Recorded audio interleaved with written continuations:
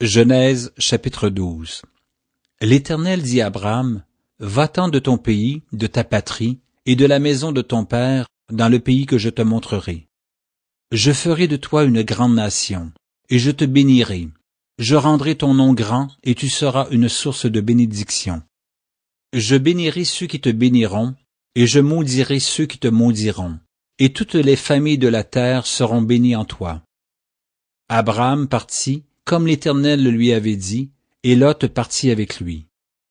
Abraham était âgé de 75 ans lorsqu'il sortit de Charan. Abraham prit Saraï sa femme, et Lot, fils de son frère, avec tous les biens qu'il possédait, et les serviteurs qu'ils avaient acquis à Charan. Ils partirent pour aller dans le pays de Canaan, et ils arrivèrent au pays de Canaan. Abraham parcourut le pays jusqu'au lieu nommé Sichem, jusqu'aux chênes de Morée. Les Cananéens étaient alors dans le pays. L'Éternel apparut à Abraham et dit, « Je donnerai ce pays à ta postérité. » Et Abraham bâtit là un autel à l'Éternel qui lui était apparu. Il se transporta de là vers la montagne, à l'orient de Béthel, et il dressa ses tentes ayant Béthel à l'occident et Haï à l'orient. Il bâtit encore là un autel à l'Éternel, et il invoqua le nom de l'Éternel. Abraham continua ses marches en s'avançant vers le midi. Il y eut une famine dans le pays, et Abraham descendit en Égypte pour y séjourner, car la famine était grande dans le pays. Comme il était près d'entrer en Égypte, il dit à Saraï sa femme, « Voici, je sais que tu es une femme belle de figure. Quand les Égyptiens te verront, ils diront, « C'est sa femme », et ils me tueront et te laisseront la vie.